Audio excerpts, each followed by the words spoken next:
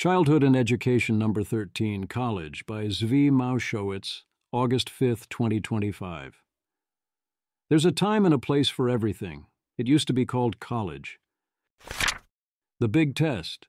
I'm continuing to come around to the high-stakes in-person exam, or series of such exams, as the only practical solution to AI. Also, it was probably mostly the right answer already. Sean T.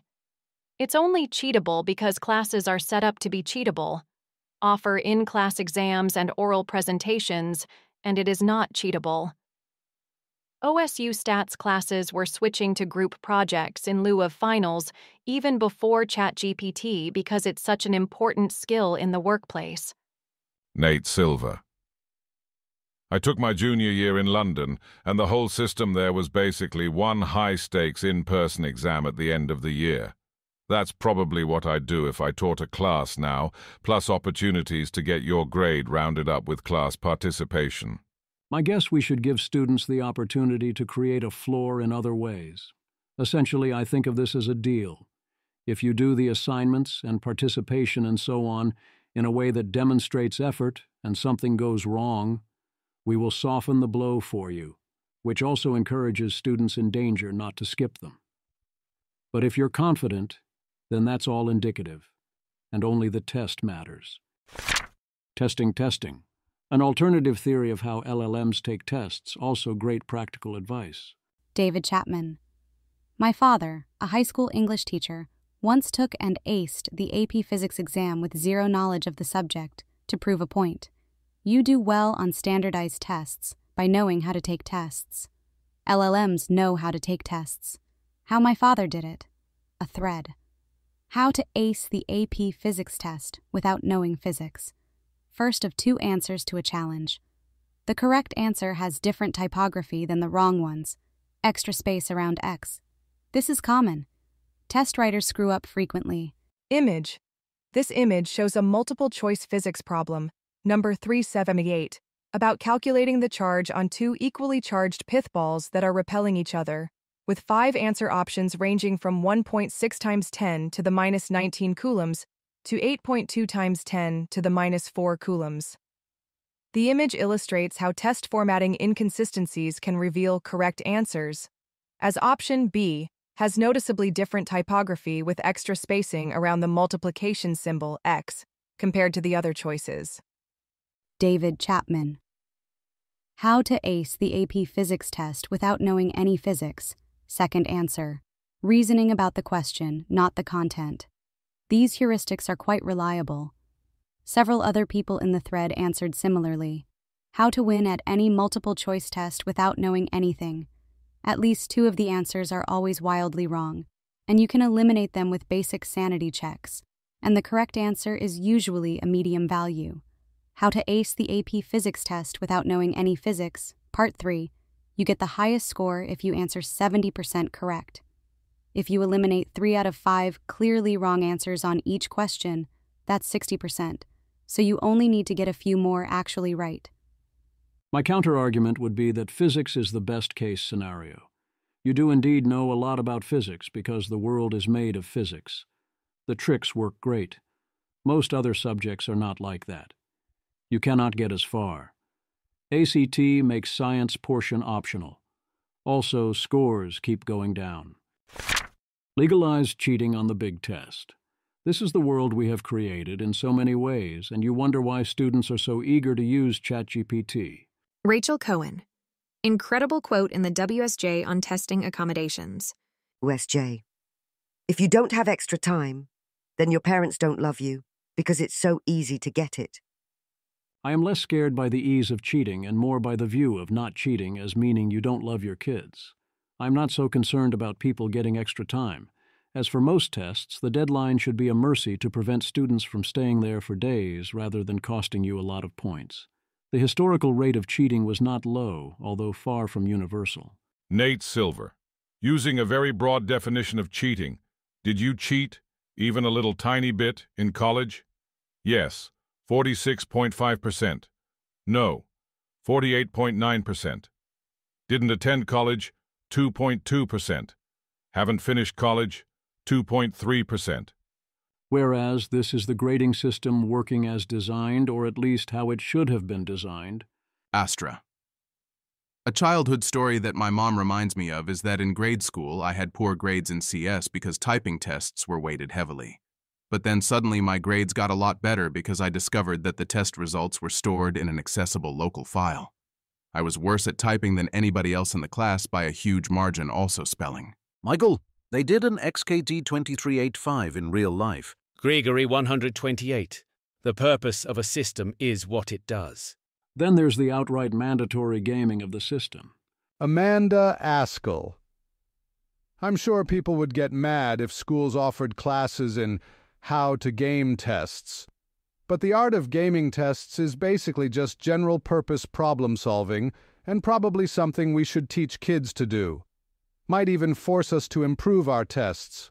Well, actually, we totally do lots of forms of this now, except that too much of it is specialized rather than general, so we can't even do this right. What happens when you don't test for academics? Stanford introduced a remedial math course in 2022. Given the applicant pool, there should be no such class. Why are we admitting enough students who need this class to have an entire class? If you're worth the exception, you're worth hiring tutors or finding some other way. Alex Tabarok. At first there will be remedial math courses, because the professors remember past cohorts of students. But over time, remedial will become average. Professors will forget, and pretty soon almost everyone will believe it has always been thus. Patrick Collison. This week, a math professor at MIT told me that incoming students are, on average, noticeably worse at math than they used to be. Harvard, of course, just added a remedial math class, Math MA5, aimed at rectifying a lack of foundational algebra skills among students. A look back at an early 20th century middle school exam. If the kids can pass this, then on those subjects I'd be satisfied the kids are all right. What happens without academic standards? In the New York Times, Jonathan Malisich claims there's a very good reason college students don't read anymore, and the reason seems to be they're no longer required to do it, with the author cutting down from 9 required books to none but vowing to return to 1 next term. Or rather, the argument is that what you learn in school does not matter. Jonathan Malisich. Once students graduate, the jobs they most ardently desire are in what they proudly call the sellout fields of finance, consulting, and tech. To outsiders, these industries are abstract and opaque, trading on bluster and jargon. One thing is certain, though, that's where the money is. All in all, it looks as if success follows not from knowledge and skill, but from luck, hype, and access to the right companies. If this is the economy students believe they're entering, then why should they make the effort to read? For that matter, how will any effort in school prepare them for careers in which, apparently, effort is not rewarded? Given all this, it's easy to lose faith in humanistic learning. In which case, why have a college at all if you're not going to force students to do the things they wouldn't be doing anyway that you think is good for them? Did you think students used to read books because the big paying jobs wouldn't hire you unless you had mastered the Iliad? And why would you think that finance, consulting, and tech are luck? They are very much not luck at all. Your success in school matters on the job market quite a bit, as do your knowledge and skill. It's just not the knowledge and skills that Malisich teaches, which is fine, but it also never was. Another academic standard, perhaps. A paper examines the impact of remote learning on the beauty premium for university students. Highlights. I examined the relationship between university students' appearance and grades. When education is in person, attractive students receive higher grades. The effect is only present in courses with significant teacher-student interaction. Grades of attractive females declined when teaching was conducted remotely. For males, there was a beauty premium even after the switch to online teaching. Abstract. This paper examines the role of student facial attractiveness on academic outcomes under various forms of instruction, using data from engineering students in Sweden. When education is in person, attractive students receive higher grades in non-quantitative subjects, in which teachers tend to interact more with students compared to quantitative courses. This finding holds both for males and females. When instruction moved online during the COVID-19 pandemic, the grades of attractive female students deteriorated in non-quantitative subjects. However, the beauty premium persisted for males, suggesting that discrimination is a salient factor in explaining the grade beauty premium for females only. Taken together, these findings suggest that the return to facial beauty is likely to be primarily due to discrimination for females and the result of a productive trait for males.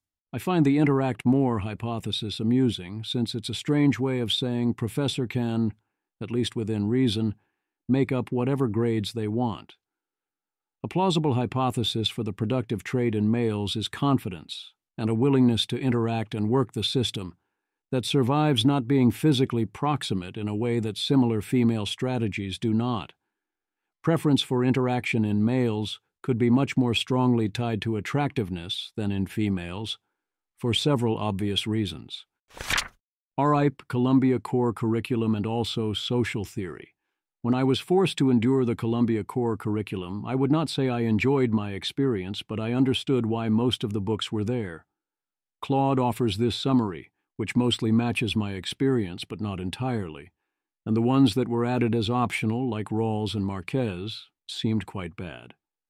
Claude, Literature Humanities, Homer, Iliad, Odyssey, Aeschylus, Sophocles, Euripides, Herodotus, Thucydides, Aristophanes, Plato, Aristotle, Virgil, Ovid, Augustine, Dante, Boccaccio, Montaigne, Shakespeare, Cervantes, Milton, Austen, Dostoevsky, Woolf.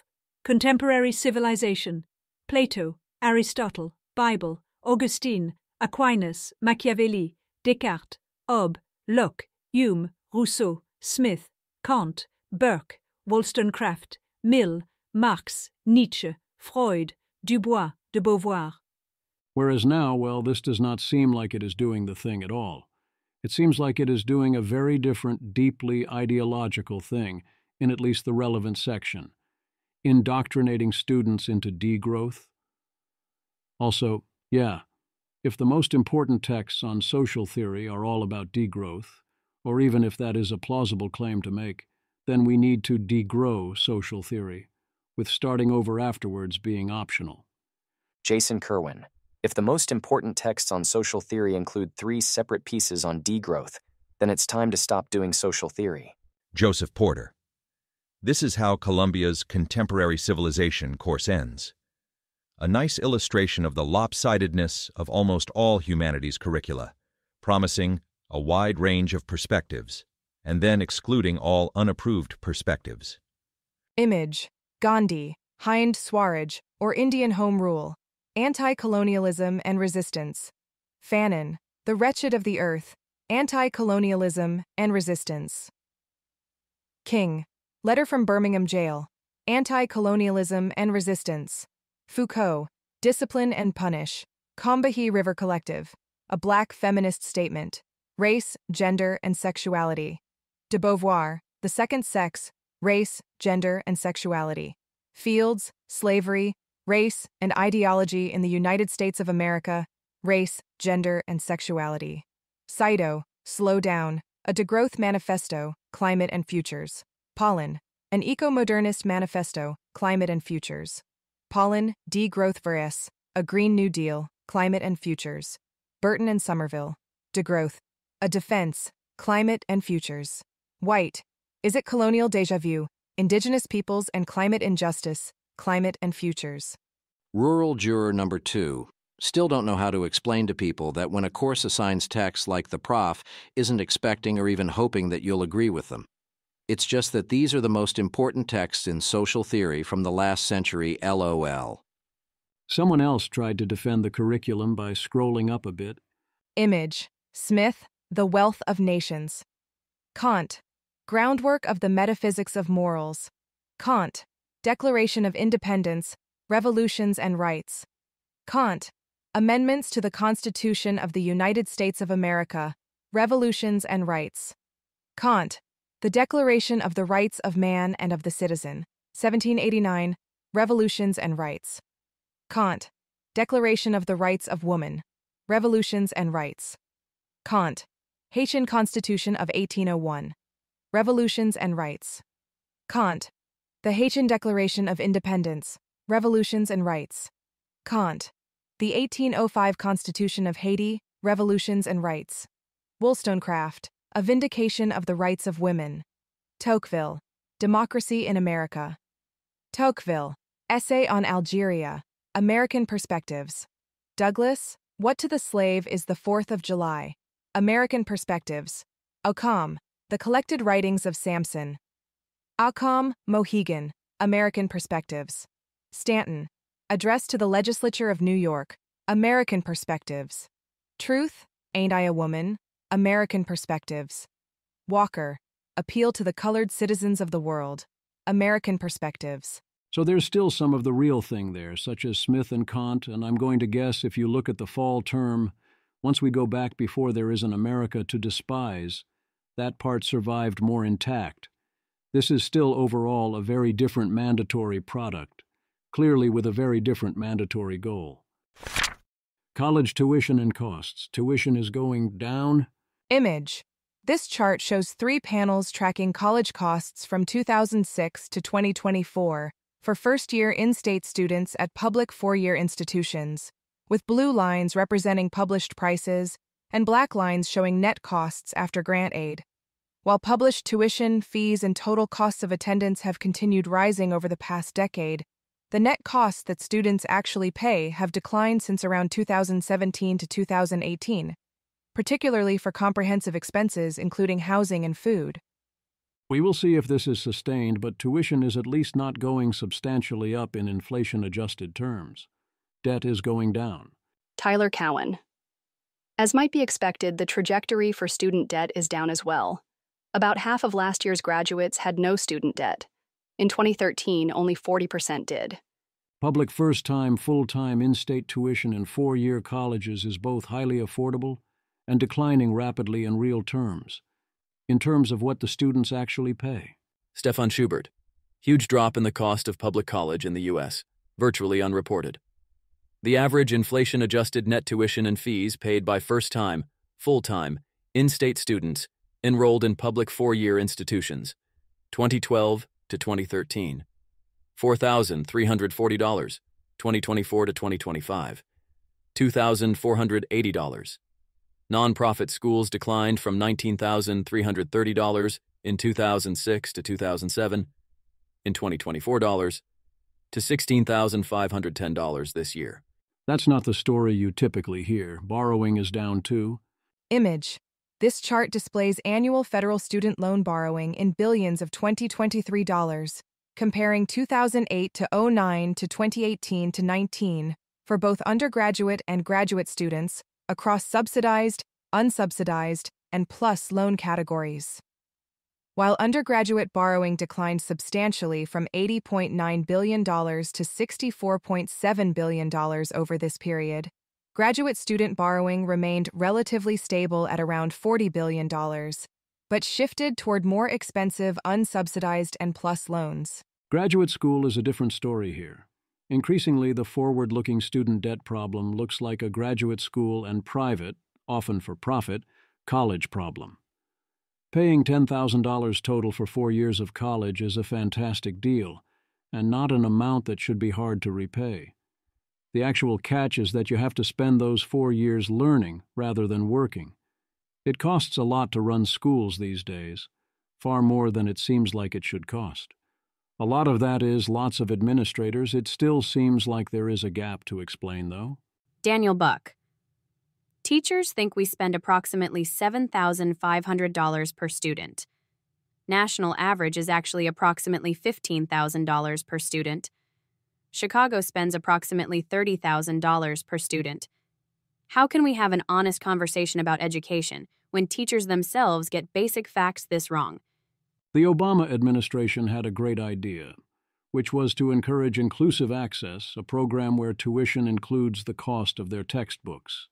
This simplifies, creates price transparency, allows for aid to be calculated property, avoids students choosing classes or skimping on books to save money, and aligns incentives generally.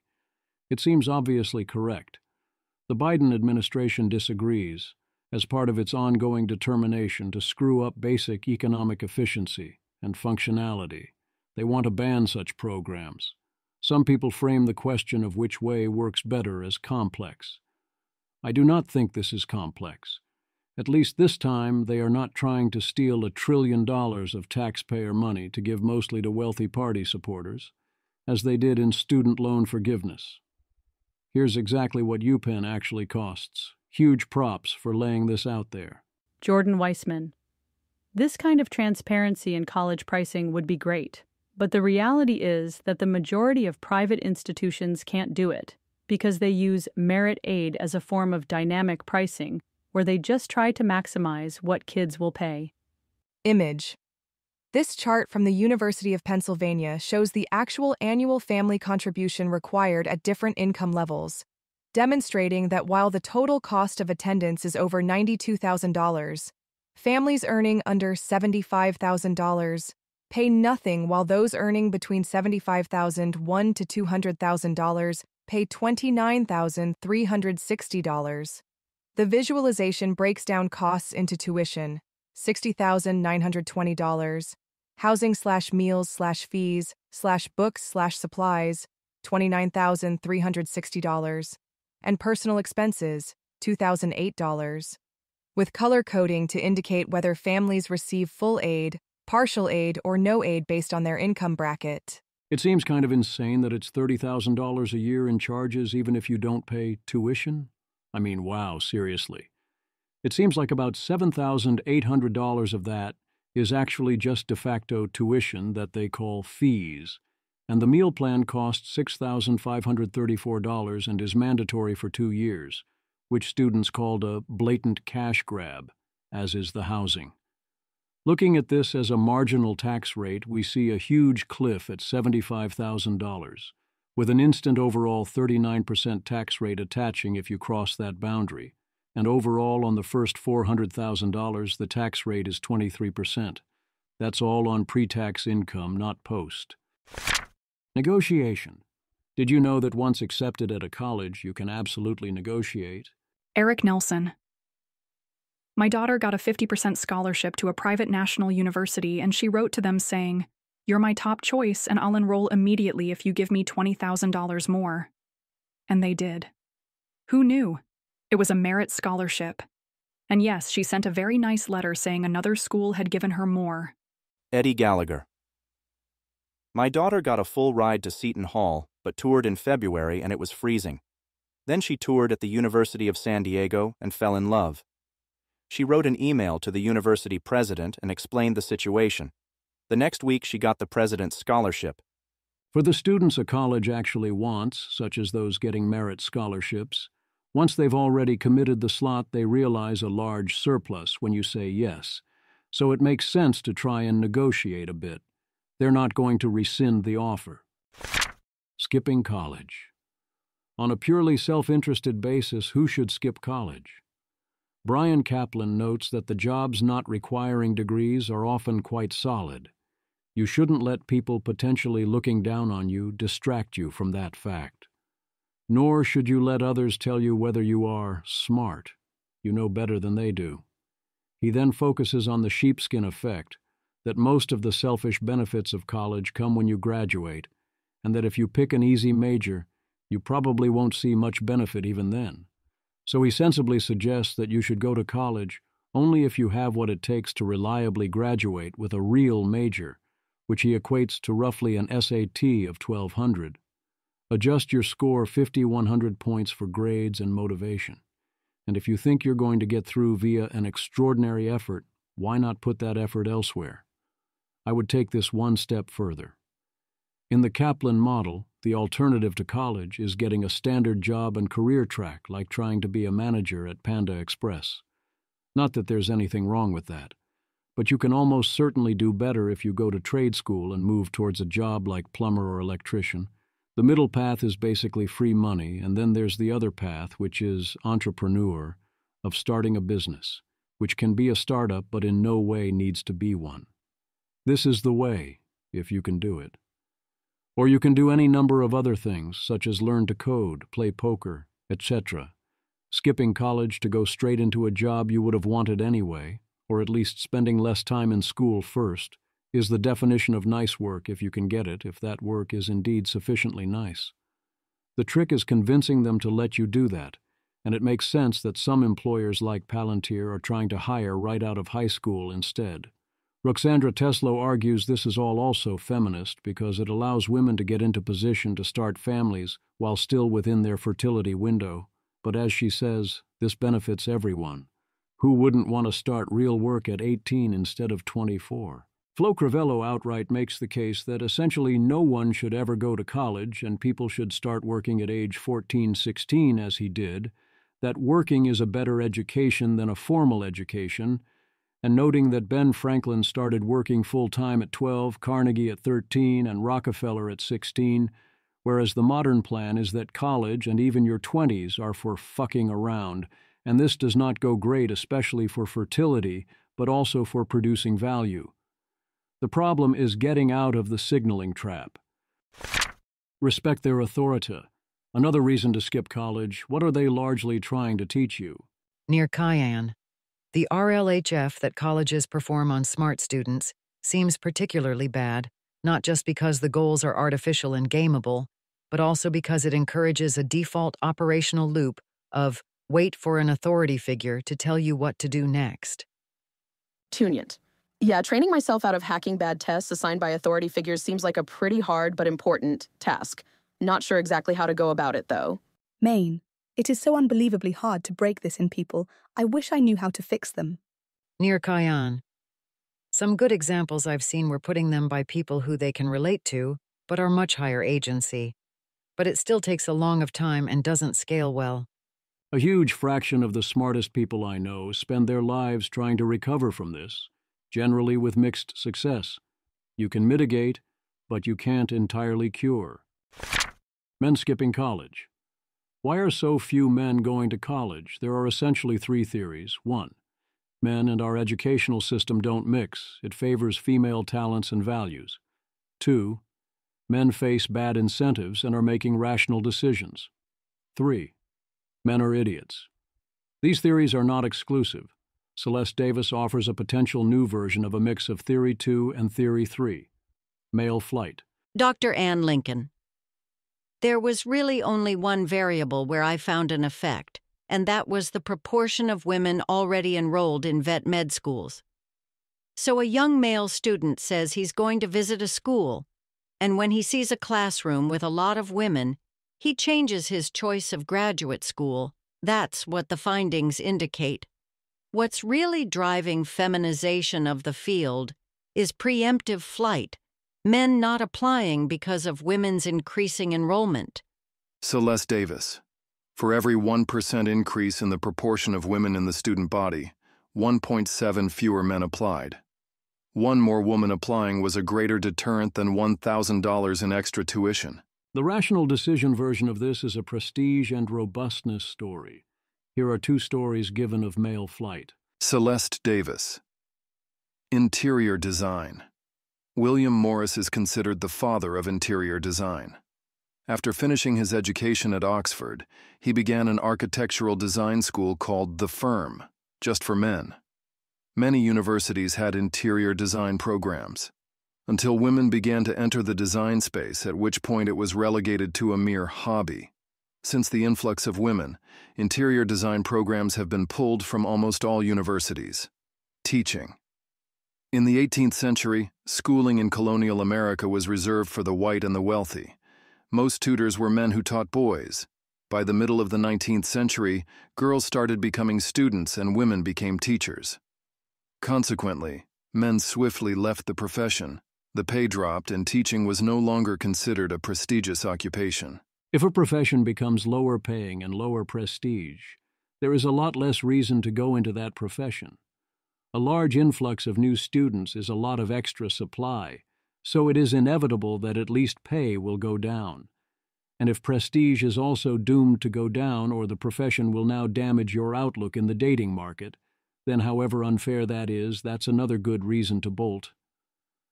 On the other hand, the local story is very much in Category 3. You, A straight unmarried man didn't study that because you would have been taking the class with a bunch of college women? Yeah, seriously, what an idiot. It's one thing for men not to want to be in places that men inherently don't want to be. That makes sense. A is A. But to run from a place you'd otherwise want to be because too many women?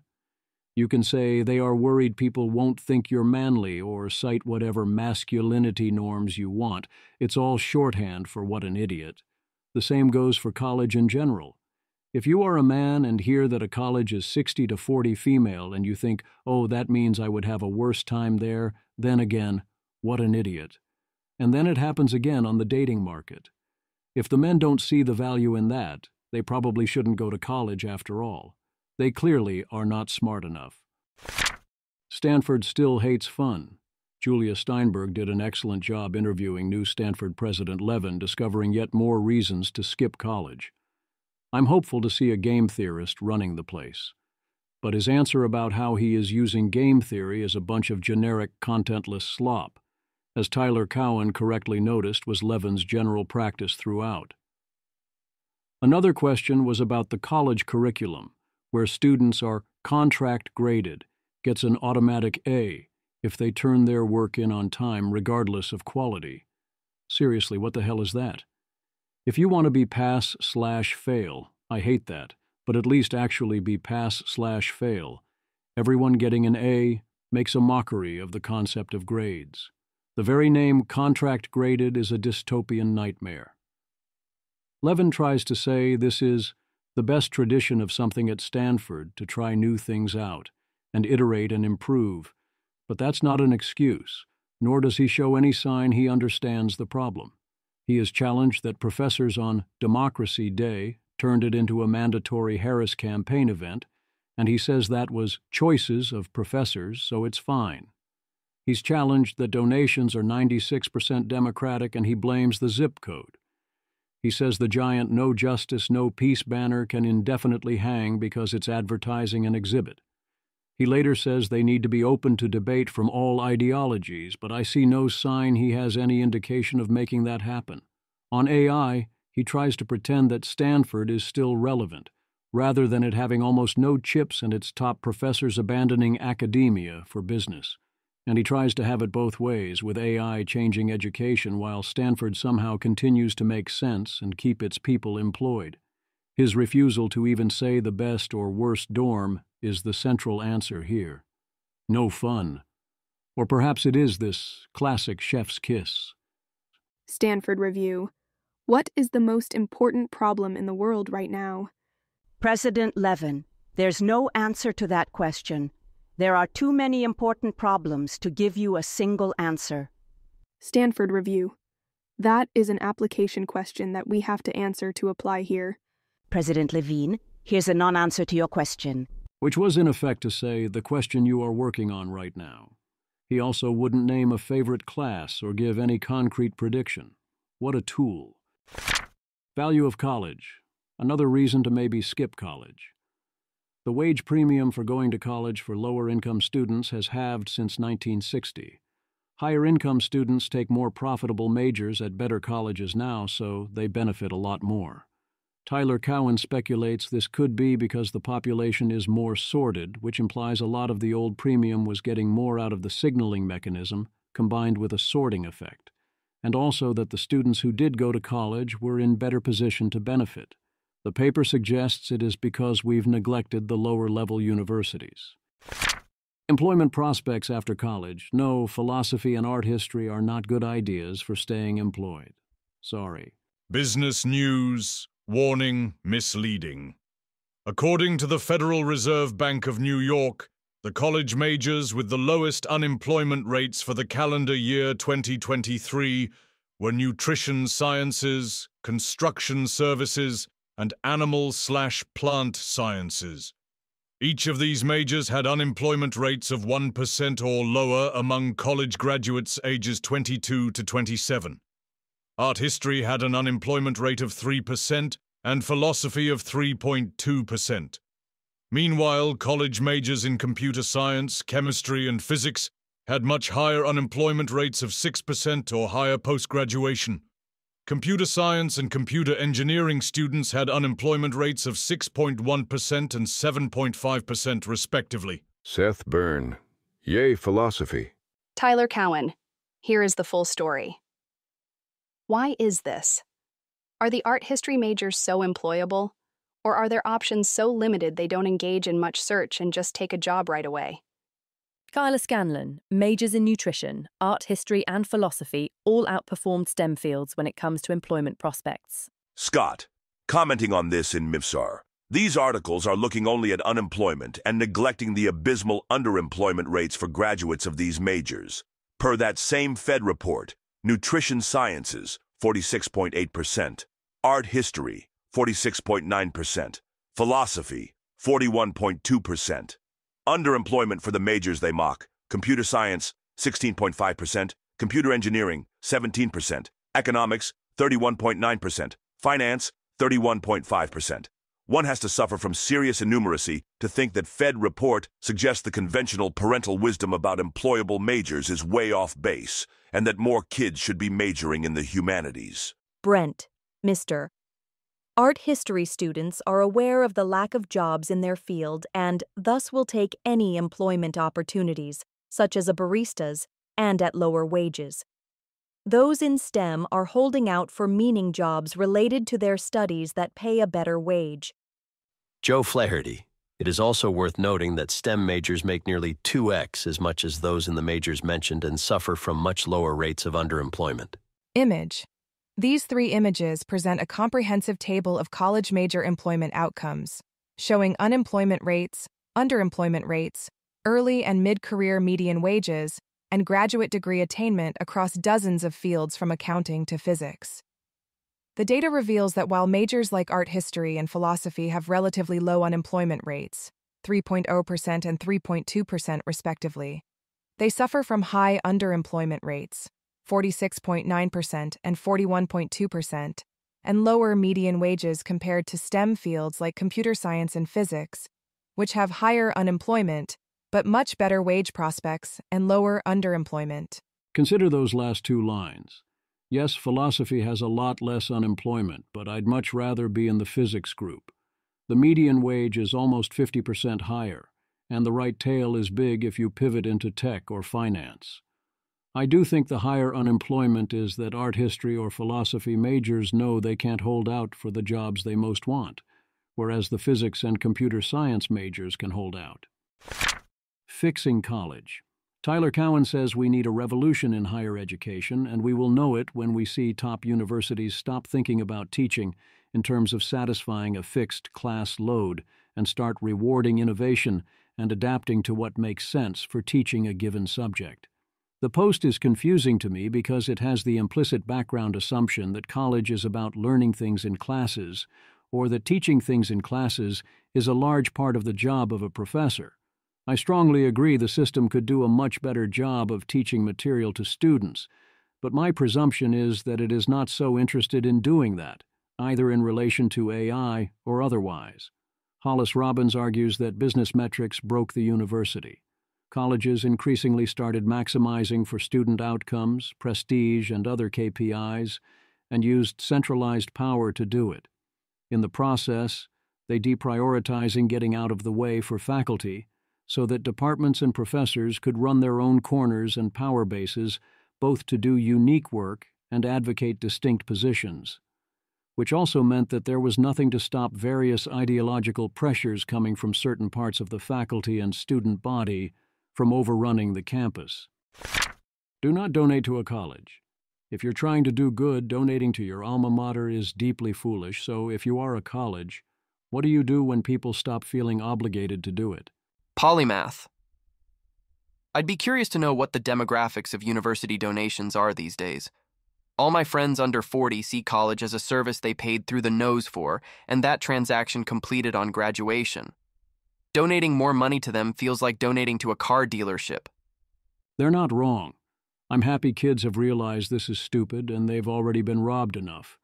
The only reason to donate is to get your kids into that college. But that's a rather dim motivation at this point. You don't get that huge an edge unless you're paying through the nose. You don't know that edge gets sustained. You don't know your kids will want to go there or even go to college at all. So, what's next? I don't think Eliezer's suggestion here works at all, but it's fun to think about it. Eliezer Yudkowsky. An obvious evolution of the institution would be for them to make a big deal out of revoking some degrees over minor shit, and then heavily hint that alumni donors are safe.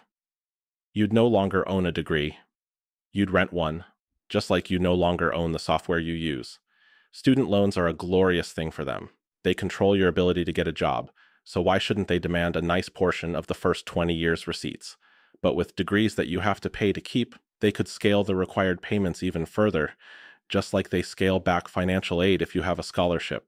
The degree is some combination of education, socialization, and signaling. The first two can't be taken away from you via degree revocation. So what this takes away is the signal, but mostly that signal should still stand despite the revocation, especially if there's a pattern of revoking it for dumb stuff. Almost no one will even check, and obviously if the college can hold you up for more money later, there's a lot less motivation to go to college at all. As a concrete example, if I was told I'd lose my degree if I didn't donate, I wouldn't give them even 1 cent for tribute. I'd let them revoke my degree. What the hell do I care? Also bleep you. Now doing the math. A lot of the math has been canceled because the math is being done at universities. Terrence Tao. The current administration in the U.S. has, through various funding agencies such as the NSF and NIH, has recently suspended virtually all federal grants to my home university, UCLA, including my own personal grant, although that is far from the most serious impact of this decision, on the grounds that UCLA was failing to promote a research environment free of anti-Semitism and bias. One can certainly debate whether these grounds were justified, or whether they merit the extremely draconian damage to the very research environment that this decision is claiming to protect. But if nothing else, this unprecedented decision does not appear to have followed the usual standards of due process for actions of this nature. For instance, there appears to have been no good faith effort by the administration to receive a response from UCLA to its allegations before implementing its decision. The suspension of my personal grant has a non-trivial impact on myself, in particular my summer salary, which I had already deferred in order to allow the previously released NSF funds to support several of my graduate students over this period, is now in limbo, and now gives me almost no resources to support my graduate students going forward. But this is only a fraction of a % of the entire amount being suspended. A far greater concern is the impact on the Institute for Pure and Applied Mathematics, IPAM, ipam.ucla.edu, which, despite receiving preliminary approval earlier this year for a new 5-year round of funding, albeit at significantly reduced levels, from the NSF, now only has enough emergency funding for a few months of further operation at best if the suspension is not lifted. More details follow. The people defending this decision are saying essentially that UCLA was acting sufficiently badly that it was necessary to not give them $1, and if he stood idly by while UCLA did that, it's on him too. Eric Raymond. There's been some griping here on X recently about Terrence Tao losing his research grant, and yes, I think this is a shame. I have enormous respect for the man. But if you stand idly by as an academic while your university engages in illegal and immoral racial discrimination, I don't think you have any actual grounds for complaint when your failure to oppose that discrimination comes back around to bite you in the arse. Would I like to live in a world where research funding for titans like Tao isn't subject to political winds? Why, yes, I would. I'd also like to live in a world where the Marxists who corrupted the university system are all dead or exiled, and institutions of higher learning have returned to affirming the highest values of the civilization they serve. We won't get the former until we get the latter. Rune, You are doing something close to Maoism, getting mad at Terry Tao, a guy who is reportedly such a mathematically preoccupied egghead he can barely tie his own shoelaces, wasn't more politically conscious about the hiring policies at his university. It reminds me of the "it's not enough to not be racist, you have to be actively anti-racist" type of diatribes, stretching back to children beating up professors of relativity at Tsinghua University for being insufficiently Marxist. Don't let politics become totalizing, or you lose your moral superiority over whatever forces of communism you are expelling. Eric Raymond. Thank you, Rune.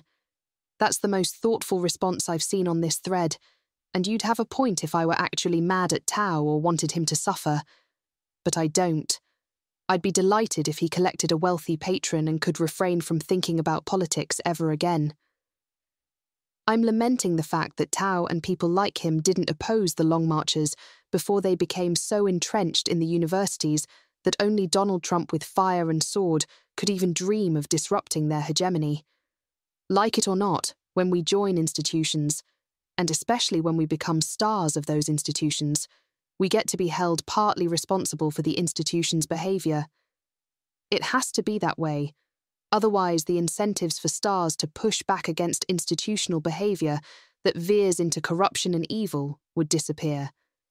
Tao isn't exempt. It was on him to speak up against literal pogroms. He didn't. And now the bill has come due. Joe Lonsdale. I have respect for what I've heard of his work, but it's clear that UCLA broke the law in a variety of really extreme ways. Read the best material from the other side for all the stories of what went on in classes and around campus. Terrence must find a saner place to work. There's a thin line between "I don't want you or your work to suffer," and "you have no right to complain when it bites you in the ass and you or your work suffers." Very "look what you made me do" energy, except also with very big "everyone be quiet or I'll shoot this puppy," and then without waiting you go ahead and shoot the puppy and also another puppy energy. If you go down this road, you have shown me what your priorities are. I really don't want to hear about how the future is determined by whether we win the AI race and beat China. It seems you think the future depends more on something else. I do think this is a good question. To the extent we are worried not about math in general, but about Tao in particular, which is not what Tao is worried about. Polymath. Is there not a way for some rich nerd to personally fund Terrence Tao? Feels like a relatively cheap status win. Yes, one of the advantages of refusing to fund things is that in the most egregious cases, at least up to some scale of cost, someone will step up to take your place.